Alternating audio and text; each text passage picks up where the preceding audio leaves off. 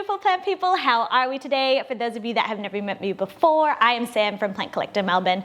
I am the individual that did a 4-year bachelor in science to be thinking, did I do that for a reason? And yes, I did. It's so that I can teach you guys all about plant science. So for today's video, we are doing Anthurium pollination and how to specifically pollinate Anthurium and create seeds. So without further ado, let's get into it. Woo!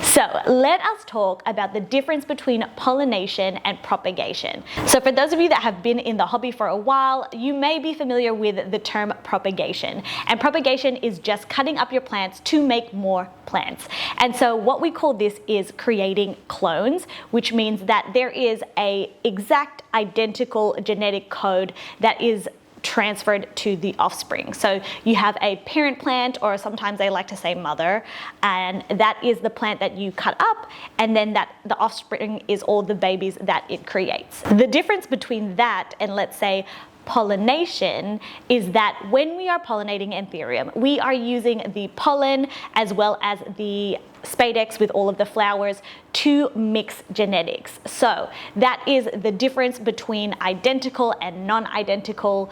So when we are pollinating and crossing genetics for Anthurium, we can get out of like 2 different outcomes. So if we are using the same species, we will get a species. So for example, if we had a Anthurium warocqueanum and another Anthurium warocqueanum and we managed to get its pollen, and when a flower came up, we pollinated it, we would of course get more warocqueanums. So we're not creating a hybrid, we are creating a species, but we are still not creating a clone because there is still a mix of genetics happening. And then of course there is one of my favorites, which is hybridization. And hybridization is when we have different species creating a cool hybrid. So for example, if I had a Anthurium warocqueanum and Anthurium waterburyyanum and we cross them together, we would get a warock cross waterburyyanum. Hence we have a hybrid. So when we are talking about Anthurium pollination, it is very important to have a little bit of a gist of the anatomy. For those of you that are not aware, we have our first video through the science series called Plant Anatomy, which I will link above. And that way, if you are not super familiar with the anatomy or specifically with the spadix, then you can actually have that for reference. Now, let us talk about parent plants. So you may have heard mother and father plant, or maternal and paternal plants. So the easiest way for you to remember this is with the mother plant, you can think of us as a human race, that the mother typically, or the female, will be holding the child or offspring. So the mother in the Anthurium world is always holding the berries. Then the paternal, or the father, will be giving the pollen that we will be putting onto the flower, but more on that a bit later. When it comes to naming, or like, I can never say this word, non-nomenclature, I cannot say that word. Anyway, there is a structure to when you are giving plants names, and so in the scientific realm, the first, I would say, species, or you could say it could be a hybrid as well, would always be first. So the mother is first and then the father second. So for example, our warocqueanum cross waterburyyanum, the mother would be first, so that would be the warock, and then the second is the father, which is the waterburyyanum. So let us briefly go over just a little bit of anatomy, which we are going to be talking about the reproduction part. So really just these things here, and I'm very lucky that we have 2 inflorescences. And so this structure as a whole is a inflorescence. We have a leaf-like structure that normally encloses the spadix or the flowers. So you can see here that this guy is doing that exactly. So that is the spathe that is covering the spadix. And here we have the spathe here and the spadix here. So when we are doing pollination, it is incredibly important to know the two stages that the flowers or the inflorescence will undergo. And so it has a female stage and a male stage. And the really awesome part about Anthurium is that it has a bisexual flower, which means that both the male and female reproductive parts are all in the same one.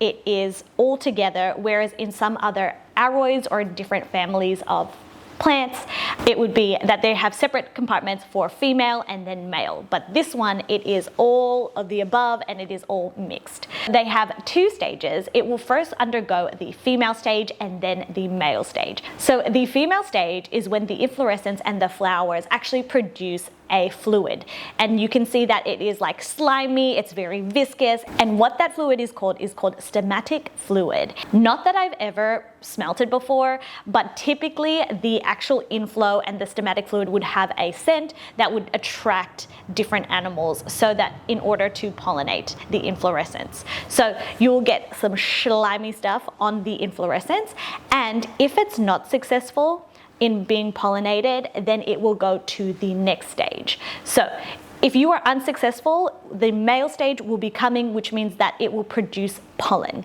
So if you ever try to pollinate a receptive inflorescence and it goes through the female stage and then the male stage and produces pollen, you will know that it has not been successful. And so once it hits the male stage, that is where we can collect the pollen. If you have been successful and you've got all of the pollen on the stigmatic fluid and they have been accepted, they have been successful, then it will start to produce seeds. And there are definitely some signs that will indicate that it has been a successful pollination. Things like little dots will appear, that the actual spadix will increase in size because you'll start to see little berries. It may change color, but the dead giveaway if it's not successful is that it has pollen. Hello everyone. It is Future Sam here. I wanted to quickly jump on just for more of a little correction because Leanne oh so kindly told me that in fact, we have a little caveat that I needed to talk about. And so here in the video, I did say that if the pollination was not successful, it'd produce pollen and move on to the next stage. But in fact, sometimes it still does. And that actually has happened in the past where I've had a successful pollination, but there is still a little bit of pollen residue maybe at some different aspects of the inflorescence. So there is that.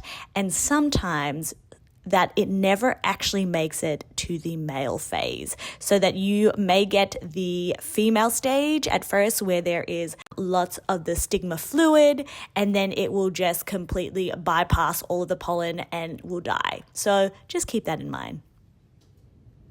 So my friends, I have learned this through trial and error as well as some incredibly, what would you say, innovative people on the internet. So here we have Anthurium silver frost, which is a hybrid made by Plant Scarf Chris. And so what we are going to do when we collect our pollen is that we are going to have our aluminium foil and we're going to have it under the spadix so that any kind of pollen that kind of fluffs around, it gets caught in the aluminium foil. And what you're going to do is have your little brush, your soft brush. I highly recommend that it is soft. If it is hard, you will actually damage or potentially hurt the spadix and the inflorescence. So just use a really soft brush. I used an old makeup brush and it works a treat. And so then you would slowly dust off all of the pollen and onto the aluminium foil.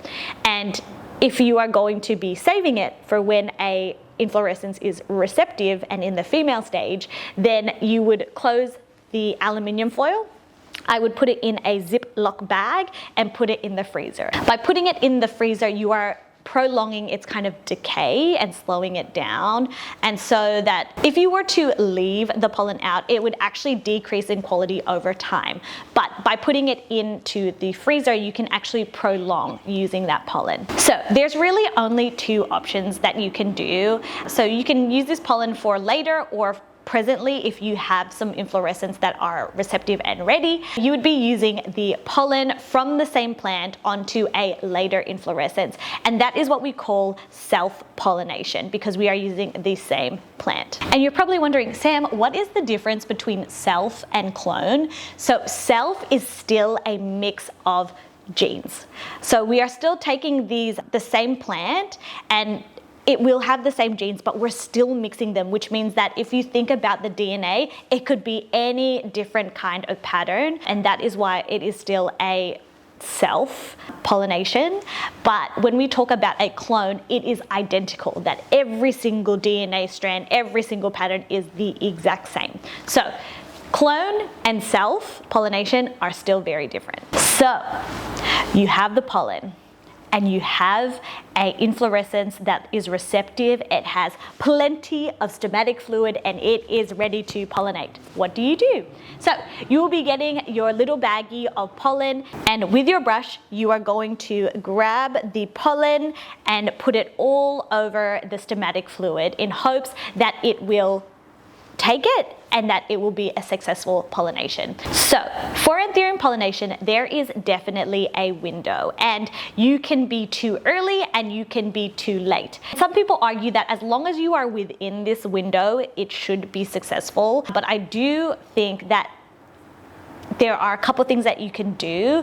And so once the stomatic fluid starts, you can use a little bit of pollen and then gradually keep pollinating the flower over several days. And some people just say to just do it all at once when there is a lot of the fluid. So I will leave it up to you guys to experiment. For me personally, what do? I think that I wait for a lot of the fluid to build up, and then I will use a lot of pollen, and then I will actually do it for consecutive days. You only really have the luxury of doing that if you have a lot of pollen. Now, let us talk about when to harvest. So you have had a successful pollination, you have waited several months for these berries, and now that the berries are on the flower, you might be thinking, Sam, when do I harvest them? When do I take them off?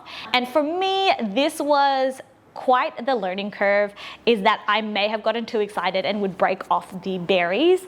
But what you can actually do, so there is something that you can do that will help the ripening of the berries and fast forward the growth, as well as making sure that you're not jumping the gun too early and picking the berries suboptimally. So you can grab another Ziploc bag and put a little bit of water into it, and then zip it on the actual inflorescence. And what that does is two things.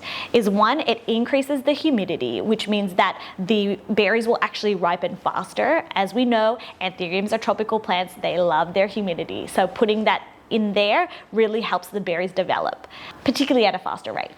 Then the bag is also really great for when the berries fall. So if you are picking them off, you are more likely to be jumping the gun than if the berries actually just fell naturally. In nature, there is very few people or plants that would actually physically remove the berries. Majority of the time, these berries would fall onto the ground, the fruit of it would decay over time, and over time that seed would actually just grow wherever it landed. So think of it as being a little bit more in tune with nature, is that we are not physically disturbing the berries. It is naturally just falling whenever they're ripe already. Think about when we have lemon trees, and when the lemons are super ripe, they actually just fall off instead of you having to pick them all. So same principle is that I highly recommend putting a little Ziploc bag instead of just trying to physically remove them. If you are not so patient, I guess that another tip that I could say is that if the Spadex has lots of berries, that you can just very softly brush the berries, and if there is some movement, chances are that it is ready. So I do get this question quite often, and it is, how long will it take? And my favorite answer, it depends. So there are a couple things that you have to consider when you're thinking about the length or how long it will take for the berries to ripen and be ready and the seeds to be sown. One factor is it depends on the species. So for example, Anthurium luxurians is typically a lot longer to take from pollination to creating seed and being able to actually collect it. And so that is years in the making. We actually had some Anthurium clarinervium hybrid seeds that are currently growing in the back of the store, and it took ages. Not only did we buy the plant when it already had these berries from one of our growers, and it had been months in preparation, and then it came back to us and we had it for months and I think it was over a year that it would have taken. So I definitely think it depends on the species. It is also super dependent on its environment. Is it being really well fed? Is it struggling? Is the conditions really lovely, like the humidity, airflow, things like that? The healthier the plant, of course, the faster the growth will happen, and of course, there's everything in between. So my favorite answer, it depends. But I do think that depending on the species will very much dictate how long the seeds will take. Now my favorite, it is the tips and tricks time of this video, because in my experience, I have definitely found some little hints that really help. So I did mention about the little plastic bag that goes over the spadix for when the berries are growing. And there is also, you can use like nets and bags. I know that Leanne has very kindly gifted me one of the like netted bags. They are super helpful too and is really great for airflow. I do find that with the plastic bag with water though, it is a little bit faster purely because of the higher humidity. So putting a cover over the inflorescence is really helpful. So one, it's a protection thing, and also two is that if you are pollinating in like an open space, so for example, if it's in a greenhouse or if it is in a shade house, and you have many different anthuriums, that it is very likely that some pollen may catch wind and still go into the receptive inflorescence. And so it is incredibly possible that the different flowers or the different berries could be from different pollinators and pollen.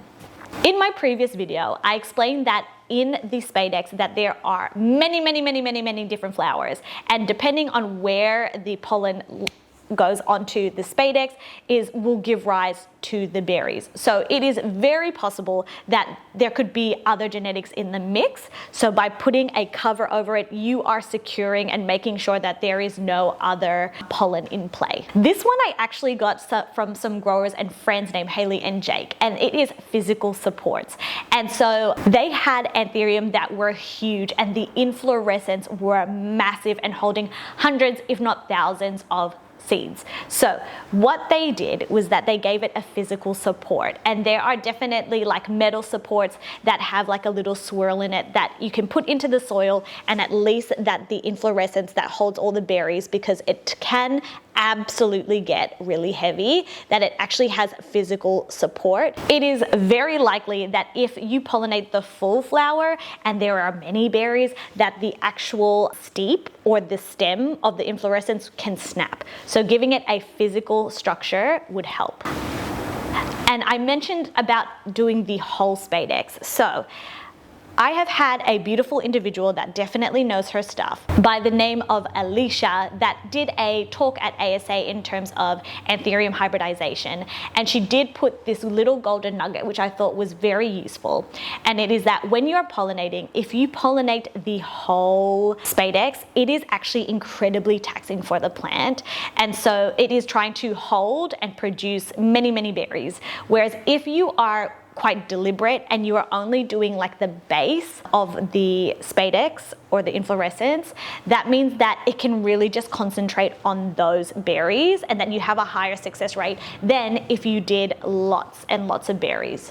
Another thing that you may not think about is fertilization. So when a plant is going through reproduction, think about when humans have babies, the mother ends up eating a lot more to be able to provide for its offspring, to provide energy for growth, and they're growing at an exponential rate. So same thing when it comes to plants, is that when the plant is holding berries and its offspring, it will need more food. So definitely do not skip out on the fertilizing. If you have a fertilizer or nutrient that focuses more on producing foliage and leaves, I would highly recommend looking into different nutrients that actually promotes like flower health, because when your plant is pregnant, you don't want it to be producing leaves. You want it to be supporting the flower or the berries. So another really interesting one, and this goes for more of the individuals that grow in grow tents, bigger spaces, greenhouses, and shade houses, is that you may forget what you actually pollinated it with, so that it is super handy to actually like label things. So whether that is like labeling the pollen, so when you store it away in its little bag, that you put what exactly it is and also the date. I find that if it is like 2-3 years later down the track and you're like, I don't think this pollen is very viable, so you can throw it out. And also labeling once you have successfully pollinated a inflorescence, you can put a little tag or something to indicate on the bag of what you pollinated it with. So the next part is things to consider. And these are the things that I wish I knew before I started to do pollination. So number one is to consider the health of the plant. Something that no one tells you is that when you are making all of these beautiful hybrids and all these berries and offspring, is that it is super taxing for the plant. So you do actually have to think about the health of the plant. To go under this reproduction, the plant should be in a really good health-wise situation. If it is, there are better chances of success, and if it's not, chances are they are going to abort all of the berries and seeds. It has definitely happened to our Clarinervium hybrid, where if it is experiencing too much stress, or that it has done seeds back to back to back, the plant actually declines in health and goes backwards. So if I show you the plant is actually got one leaf left. It used to be this big, magnificent plant, and it had so much energy sucked from it that it is very, very sad. So one thing that I definitely need you to consider is the plant health of before you are pollinating it, that it should be in good health, and after it's done with the reproduction, that you let it rest, that you let it rejuvenate before going for another round of reproduction. And the next one is intentional breeding. And so when I first started my plant journey, it was super easy to get super excited about getting pollen, creating seeds. And I think that if you are starting it for the first time, by all means, do your experiments, create some hybrids for yourself, see what it's all about. But I think that later down the track, I learned that it is completely to do with intention. And it's that if you have two plants that you wish to hybridize, what are the traits that you wish to mix all together? That there are hundreds, if not thousands, of different hybrids that you can create. And I think that being really particular and intentional, being like, oh, I really love the trait of this dark thing, and I would really love it to have these like contrasting veins and this shape. And then that's why you would try to do a little bit of a mix of a hybrid. And another one to think about is, will the hybrid work? So I have a little bit of knowledge about the different subcategories of Anthurium. And depending on where they fall, it means that they can either hybridize and cross or not. So the interesting thing is that I have individuals and growers that have been growing for a long time that say anything can actually work. So there's information saying that Anthurium rotalantii is actually sterile, which means that it cannot produce any offspring when it hybridizes. And I definitely know some people that have been successful with it, given that even if it was like hundreds and hundreds of berries, and it could just be one that worked. So I do think that there are certain subcategories that are said to not work, but it doesn't mean that it can't. There can definitely be abnormalities. I just think about science and all the plants. There are some things that definitely will work and that will hybridize a lot easier, and there are some subcategories that will be a very low chance of success. So my friends, that pretty much wraps up this week's video. Thank you guys so much for hanging out with me and learning more about Anthurium pollination. If you've been enjoying these like sciencey series, please do let us know and tell us in the comments down below and like the video. I am wishing you guys all the best on your planty pollinating journey. If you have any questions at all, please feel free to write down below, as well as any tips and tricks that you guys have experienced on your pollinating journey. I will put our playlist for our planty sciencey series up above. Wishing you guys all the best and happy experimenting. I will see you guys in the next video. Bye! Mwah!